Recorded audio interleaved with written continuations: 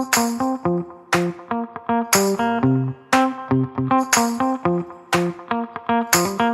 everyone, it's me again, just checking back in as I said I would. About to read chapter 1 of the Success Through a Positive Mental Attitude, written by Napoleon Hill. Just a forewarning on this one, this video is going to be probably a little bit longer than the last one. There are 3, 4, 5, 6, 7... There's quite a few pages. It's probably double the last one is what I'm thinking. Yeah, there's about 15 pages in this. And I am going to try to read both fast and clear. So forgive me if I do stumble a little bit, but let's get to it so that we don't waste much time here. All right. Chapter 1. Meet the most important living person. Somewhere in this book you will meet him. Suddenly, surprisingly, and with a shock of recognition that will change your whole life. When you do meet him, you will discover his secret. You will discover that he carries with him an invisible talisman with the initials PMA emblazoned on one side and NMA on the other. This invisible talisman has two amazing powers. It has the power to attract wealth, success, happiness, and health, and it has the power to repel these things, to rob you of all that makes life worth living. It is the first of these powers, PMA, that enables some men to climb to the top and stay there. It is the second that keeps other men at the bottom all their lives. It is NMA that pulls other men down from the top when they have reached it. Perhaps the story of S.B. Fuller will illustrate how it works. We are poor, not because of God. S.B. Fuller was one of 7 children of a Negro tenant farmer in Louisiana. He started to work at the age of 5. By the time he was 9, he was driving mules. There was nothing unusual in this. The children of most of the tenant farmers went to work early. These families accepted poverty as their lot and asked for no better. Young Fuller was different from his friends in one way. He had a remarkable mother. His mother refused to accept this hand-to-mouth existence for her children, though it was all she had ever known. She knew there was something wrong with the fact that her family was barely getting along in a world of joy and plenty. She used to talk to her son about her dreams. "We shouldn't be poor, S.B.," she used to say, "and don't ever let me hear you say that it is God's will that we are poor. We are poor not because of God. We are poor because Father has never developed a desire to become rich. No one in our family has ever developed a desire to be anything else. No one had developed a desire to be wealthy." This idea became so deeply ingrained in Fuller's mind that it changed his whole life. He began to want to be rich. He kept his mind on the things he did want and off the things he didn't want. Thus he developed a burning desire to become rich. The quickest way to make money, he decided, was to sell something. He chose soap. For 12 years he sold it door to door. Then he learned that the company which supplied him was going to be sold at an auction. The firm price was $150,000. In 12 years of selling and setting aside every penny, he had saved $25,000.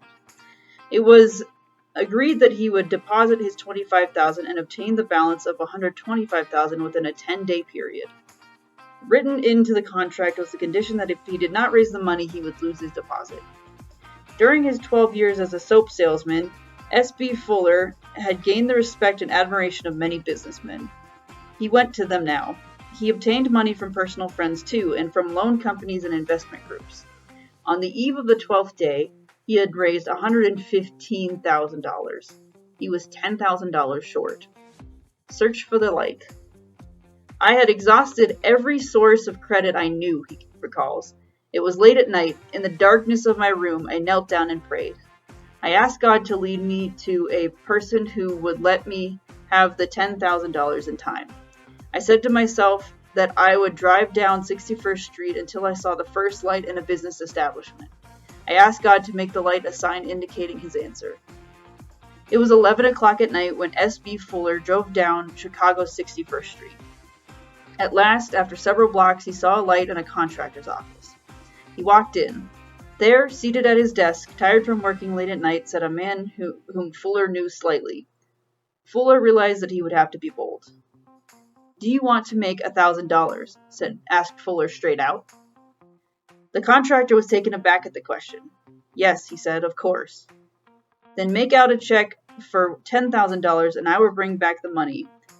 Or when I bring back the money, I'll bring back another $1,000 profit." Fuller recalls telling this man. He gave the contractor the names of the other people who had lent him money and explained in detail exactly what the business venture was. Let's explore the secret of success. Before he left that night, S.B. Fuller had a check for $10,000 in his pocket. Subsequently, he obtained controlling interest not only in that company, but in 7 others, including 4 cosmetic companies, a hosiery company, a label company, and a newspaper. When we asked him recently to explore with us the secret of his success, he answered in terms of his mother's statement so many years before. "We are poor, not because of God. We are poor because Father has never developed a desire to be rich. No one in our family has ever developed a desire to be anything else. You see," he told us, "I knew what I wanted, but I didn't know how to get it. So I read the Bible and inspirational books for a purpose. I prayed for the knowledge to achieve my objectives. 3 books played an important part in transmuting my burning desire into reality.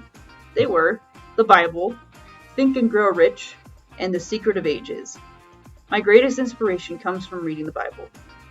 If you knew what you want, or if you know what you want, you are more apt to recognize it when you see it. When you read a book, for example, you will recognize opportunities to help you get what you want." S.B. Fuller carried with him the invisible talisman with the initials PMA imprinted on one side and NMA on the other. He turned the PMA side up, and amazing things happened. He was able to bring into reality ideas that were formerly mere daydreams. Now, the important thing to notice here is that S.B. Fuller started a life with fewer advantages than most of us have, but he chose a big goal and headed for it. Of course, the choice of goal was individual. In these times and in this country, you still have your personal right to say, "This is what I choose. This is what I want most to accomplish." And unless your goal is against the laws of God or society, you can achieve it. You have everything to gain and nothing to lose by trying. Success is achieved and maintained by those who keep trying with PMA. What you try for is up to you. Not everyone would care to be an S.B. Fuller, responsible for large manufacturing concerns. Not everyone would choose to pay the costly price of being a great artist. To many, the riches of life are quite different. A skill in day-to-day living, which adds up to a happy, love-fulfilled life, is success. You can have this and other riches too. The choice is yours. But whether success to you means becoming rich as it did to S.B. Fuller, or the discovery of a new element in chemistry, or the creation of a piece of music, or the growing of a rose, or the nurturing of a child, no matter what success means to you, the invisible talisman with the initials PMA emblazoned on one side and NMA on the other can help you achieve it. You attract the good and desirable with PMA. You repel them with NMA. Every adversity has the seed of an equivalent or greater benefit. But what if I have a physical handicap? How can a change of attitude help me, you may ask? Perhaps the story of Tom Dempsey, a boy who was disabled at birth, will give you your answer. Tom was born without half a right foot and only a stub of a right arm. As a boy, he wanted to engage in sports, as the other boys did. He had a burning desire to play football. Because of this desire, his parents had an artificial foot made for him. It was made out of wood. The wooden foot was encased in a special stubby football shoe. Hour after hour, day after day, Tom would practice kicking the football with his wooden foot. He would try and keep on trying to make field goals at greater and greater distances. He became so proficient that he was hired by the New Orleans Saints. The screams of 66,910 football fans would be heard throughout the entire United States when, within the last 2 seconds of the game, Tom Dempsey, with his crippled leg, kicked a record-breaking 63-yard field goal. It was the longest field goal ever kicked in a professional football game. It gave the Saints a winning score of 19-17 over the Detroit Lions. "We were beaten by a miracle," said Detroit coach Joseph Schmidt, and to many it was a miracle, and an answer to a prayer. "Tom Dempsey didn't kick that field goal. God kicked it," said Lion linebacker Wayne Walker. Interesting, but what does the Tom Dempsey story mean to me, you may ask? Our response would be, very little, unless you develop the habit of recognizing, relating, assimilating, and using universal principles and adopt them as your very own. Then follow through with desirable action. And what are the principles you could apply from the Tom Dempsey story, whether or not you are physically disabled? They can be learned and applied by children and adults. Bullet number 1. Greatness comes to those who develop a burning desire to achieve high goals. Bullet number 2. Success is achieved and maintained by those who try and keep on trying with PMA.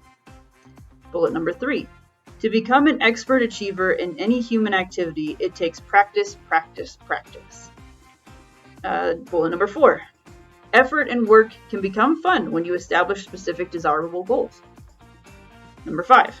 With every adversity, there is a seed of an equivalent or greater benefit for those who are motivated with PMA to become achievers. And number 6. Man's greatest power lies in the power of prayer. To learn and apply these principles, turn up your invisible talisman with the PMA side. When Henley wrote the poetic lines, "I am the master of my fate, I am the captain of my soul," he could have informed us that we are the masters of our fate because we are masters first of our attitudes. Our attitudes shape our future. This is a universal law. The poet could have told us with great emphasis that this law works whether the attitudes are destructive or constructive. The law states that we translate into physical reality the thoughts and attitudes which we hold in our minds, no matter what they are. We translate into reality thoughts of poverty just as quickly as we do thoughts of riches. But when our attitude towards ourselves is big and our attitude towards others is generous and merciful, we attract big and generous portions of success. A truly great man. Consider the example of Henry J. Kaiser, a truly successful person because his attitude towards himself is big. Companies identified with the name Henry J. Kaiser hold assets of more than $1 billion. Because he is generous and merciful to others, the speechless have been made to talk, the crippled have been restored to useful lives, and hundreds of thousands of persons have received hospital care at very low cost. All this grew from seeds of thought planted within him by his mother. Mary Kaiser gave her son Henry the priceless gift. She also taught him to apply the greatest value of life. Number 1, the priceless gift. After her day's work, Mary Kaiser would spend hours as a volunteer nurse, helping the unfortunate. Often she said to her son, "Henry, nothing is ever accomplished without work. If I leave you nothing else but the will to work, I have left you with the priceless gift, the joy of work." 2, the greatest value of life. "It was my mother," said Mr. Kaiser, "who first taught me some of the greatest values in life. Among those were the love of people and the importance of serving others. Loving people and serving them," she used to say, "is the greatest value in life." Henry Kaiser knows the power of PMA. He knows what it can do in his life and for his country. He also knows the force of NMA. During World War II, he built over 1,500 ships with such rapidity that he startled the world. When he said, "We can construct a Liberty ship every 10 days, the experts said, "It can't be done. It's impossible." Yet Kaiser did it. Those who believe they can't repel the positive, they use the negative side of their talisman. Those who believe they can repel the negative, they use the positive side. That is why we must be cautious when we use this talisman. Its PMA side can get for you all the rich blessings of life. It can help you to overcome your difficulties and to discover your strengths. It can help you step out ahead of your competitors, and as with Kaiser, it can turn what others say is impossible into reality. But the NMA side is just as powerful. Instead of attracting happiness and success, it can attract despair and defeat. Like all power, the talisman is dangerous if we don't use it properly. How the force of NMA repels. There's a very interesting story which illustrates how the force of NMA repels. It comes out of one of the southern states. There, where wood-burning fireplaces are still used to heat homes, lived a woodcutter who also was an unsuccessful person. For more than 2 years, he had supplied a certain homeowner with firewood. The woodcutter knew that the logs could be larger than 7 inches in diameter if they were to fit this particular fireplace. On one occasion, this old customer ordered a cord of wood, but was away when it was delivered. On arriving home, he discovered that most of the wood was larger than the specified size. He called the woodcutter and asked him to have the oversized logs exchanged or split. "I can't do that," said the wood dealer. "It would cost more than the whole load is worth." With that, he hung up. So the homeowner was left with the job of splitting the logs himself. He rolled up his sleeves and set to work. About halfway through the job, he noticed that one particular log had a very large knot hole, which someone had plugged up. The homeowner lifted the log. It seemed unusually light and appeared to be hollow. With a heavy swing of the axe, he split the log. A blackened roll of tin fell out. The homeowner stooped down, picked up the roll, and unwrapped it. To his amazement, it contained very old 50s and $100 bills. Slowly he counted them. They amounted to exactly $2,250. The bills had evidently been in the tree for many years, as the paper was very brittle. The homeowner had PMA. His only thought was to get the money back to its rightful owner. He picked up the telephone, called the wood dealer again, and asked him where he had cut his load. Again, the woodcutter's NMA asserted its repelling power. "That's nobody's business but mine," he said. "If you give away your secrets, people will cheat you every time." Despite many efforts, the homeowner never learned where the logs came from or who had sealed the money inside. Now, the point of this story does not lie in irony. It is true that the man with PMA found the money while the man with NMA had not. But it is also true that good breaks do occur in everyone's life. However, the man who lives with NMA will prevent life's lucky breaks from benefiting him. And the man with PMA will so arrange his attitudes that he will turn even the bad breaks into advantages. On the sales staff of the Combined Insurance Company of America, there was a salesman named Al Allen. Al wanted to be the company's star salesman. He tried to apply the PMA principles found in the inspirational books and magazines he read. He read an editorial in Success Unlimited magazine entitled "Develop Inspirational Dissatisfaction." It wasn't long after he had an opportunity to put into practice what he had read. He had a bad break. This gave him the opportunity to arrange his attitude so that he could use the PMA side of his talisman effectively. He developed inspirational dissatisfaction. One icy winter day, Al cold canvassed every store in a city block in Wisconsin. He walked in unannounced and tried to sell insurance. On that day, Al did not make a single sale. Of course, he was dissatisfied. But Al's PMA turned into dissatisfaction into inspirational dissatisfaction. Why? He remembered the editorial he had read. He applied the principle. The next day, before setting out from the local office, he told his fellow salesman about his failures the day before. He said, "Wait and see. Today I'm going back to call on those same prospects and I'll sell more insurance than all the rest of you combined." And the remarkable thing is that Al did it. He went back to the same city block and again called on every person he had talked to the day before. He sold 66 new accident contracts.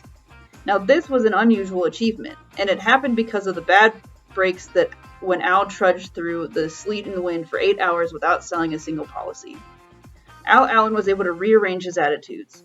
He was able to convert the negative kind of dissatisfaction that most of us would feel in similar circumstances of failure on one day into inspirational dissatisfaction, which resulted in success the next day.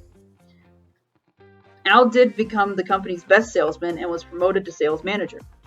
This ability to turn the invisible talisman over and use the side which had the force of PMA rather than the side which has the force of NMA is characteristic of so many of our really successful people. Most of us are inclined to look upon success as coming in some mysterious way through advantages that we do not have. Perhaps because we do have them, we don't see them. The obvious is often unseen. Every man's PMA is his advantage, and there is nothing mysterious about it. Henry Ford, after he had achieved success, was the subject of much envy.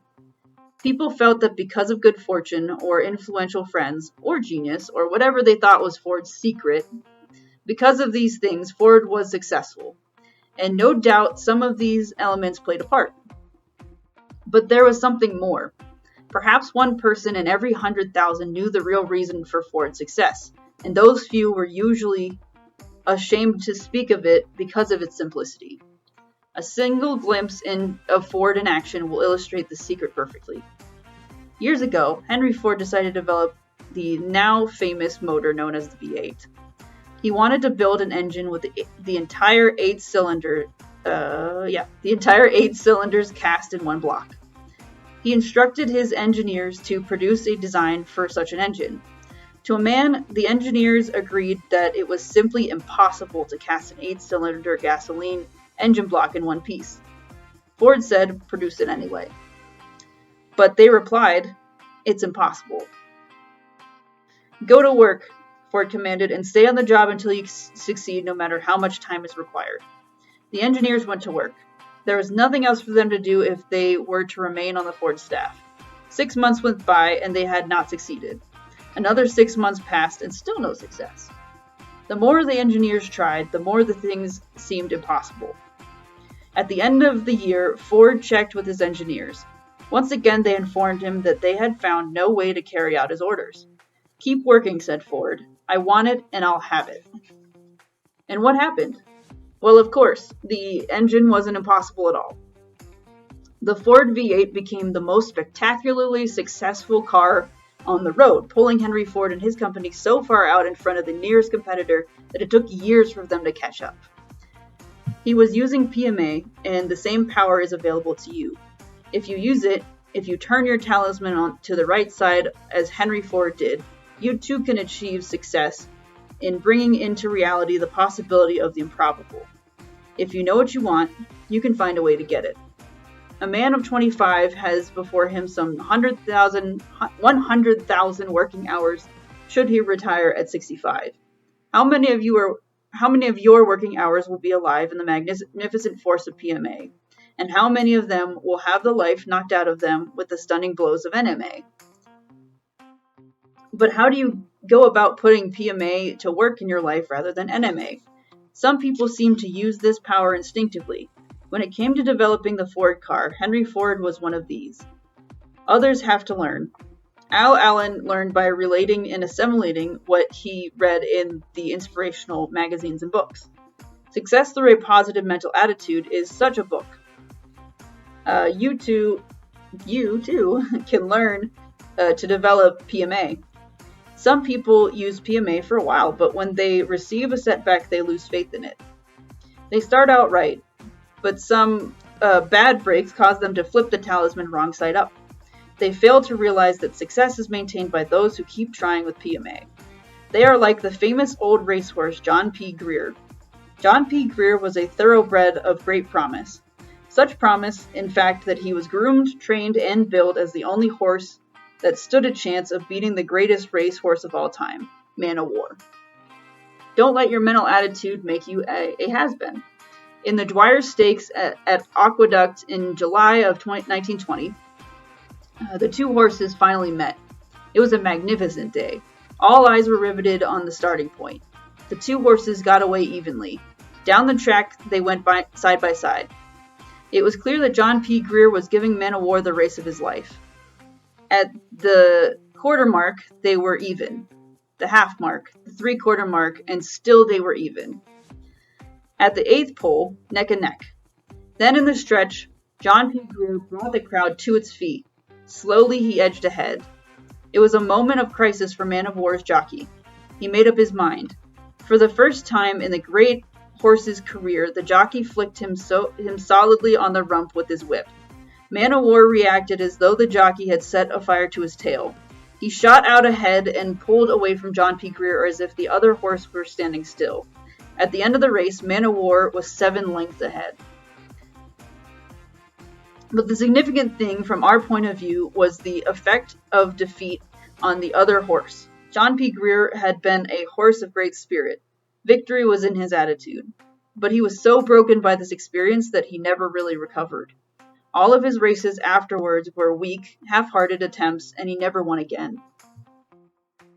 People are not racehorses, but this story is reminiscent of far too many men who, in the boom of the years of the 1920s, started off with a wonderful attitude of success.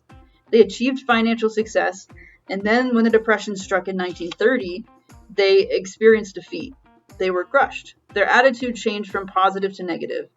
Their talisman flipped to the side that read NMA. They stopped trying. They, like John P. Greer, had become has-beens. Some people seem to use PMA pretty much all the time. Others start and then quit. But others, the vast majority of us, have never really begun to use the tremendous powers available to us. What about us? Can we learn to use PMA as we've learned other skills? The answer, based on our years of experience, is a definite yes. This is the subject of this book. In the chapters that follow, we will show you how it can be done. The effort to learn will be worth it because PMA is the essential ingredient in all success. Meet the most important living person. The day you recognize PMA for yourself is the day that you will meet the most important living person. Who is he? Why, the most important living person is you. As far as you and your life are concerned, take a look at yourself. Isn't it true that you carry with you the invisible talisman with the initials PMA emblazoned on the one side and NMA on the other? What exactly is this talisman? This force? The talisman is your mind. PMA is a positive mental attitude. A positive mental attitude is the right mental attitude.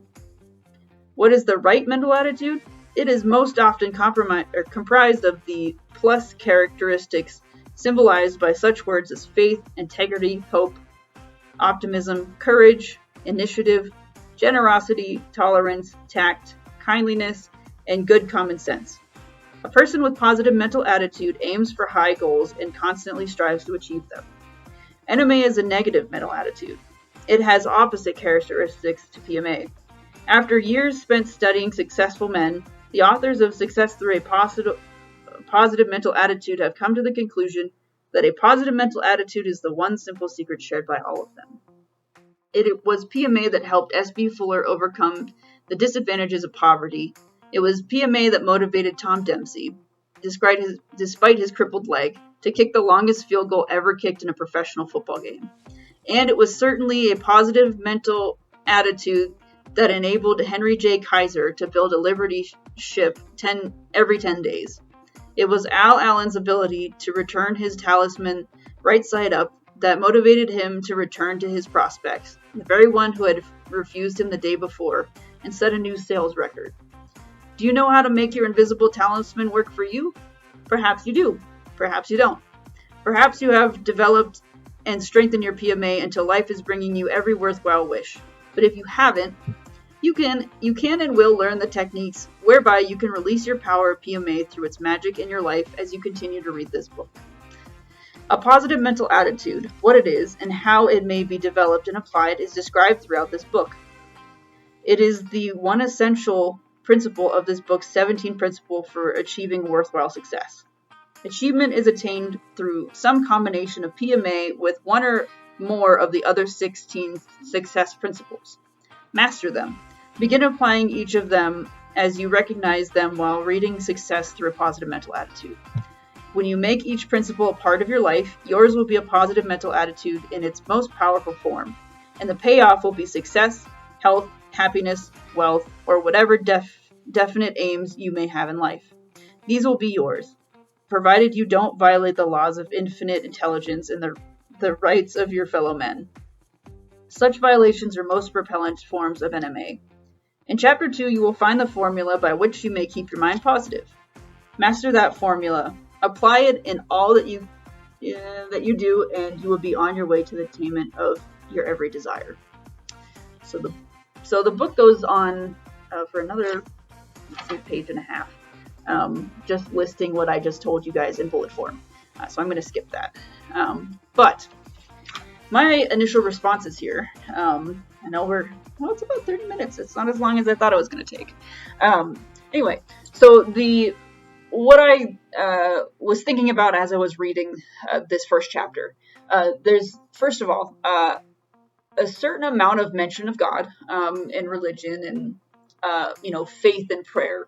I want to put this out there because I know that not everyone follows the same religion, not everyone even believes in a God. If hearing that has kind of like set you off for the rest of the book, what I encourage is throughout these next however many chapters we have left, find something in your life that you view as importantly as God, or as somebody who believes in God would believe in God, and replace that with mention of God whenever it occurs. It's a similar tactic as is used in Alcoholics Anonymous, which is also relatively. It's not really a lot God heavy, but there's mention of a higher power, right? So whatever you deem to be your higher power, that's going to be what you want to replace God for in these. I don't believe that this book gets any more religious than that. I think that's just kind of about it. But that's one thing I wanted to point out.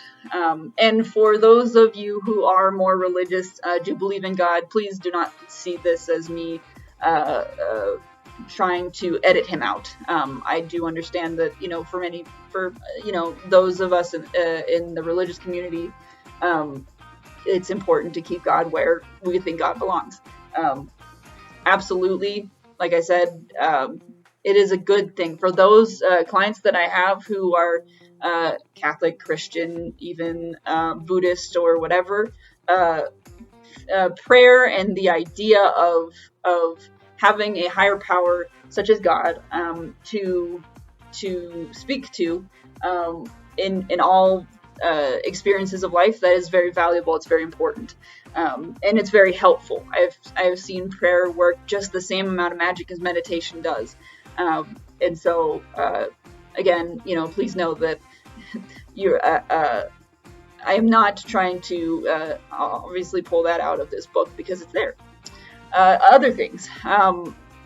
When reading this chapter, what I noticed was the author did not pull his examples of successful people from very privileged lifestyles. And that's an important thing because I think it is easy to hear somebody say, here are the 5 steps that you have to make your life better, right? Here are these opportunities that you need to be taking yesterday in order to turn your life around from where it is to where you want it to be. And it's easy to read that or hear that and think, well, all due respect, you don't have my life. My reality may or may not be more difficult than your reality, and so these steps that you're telling me feel very subjective, right, to you and your experience. And I think that's what I'm saying is very good about how he's starting this book is because as the reader that there's he's comparing he's drawing all of his information off from these lifestyles of like he said people who had few if any of the opportunities the average American does have nowadays. That being said, I do want to point out that the economy or the state of the country, the state of the world that was present when this book was written is also not the same as the one that we are experiencing right now. There are certainly a number of big events that have happened in the last even 5 years that have caused people at large to feel depressed, feel anxiety, feel even trauma, post-traumatic stress syndrome type symptoms. And whereas back in the 80s, first of all, you didn't have that number of things that had happened. It seemed as though, prior to say 2000, the major world events kind of happened more in, a span of every several years versus, like I said, we've had some pretty major things happen even in the last 3 years that valid reasons to feel depressed, to feel as though you don't have the means to be successful or the means to have a good life, whatever your high goal is.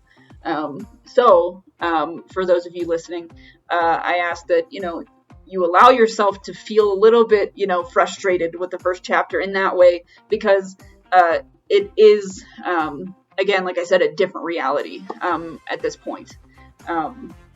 But I do not want to mean that that disqualifies this first chapter as being valid.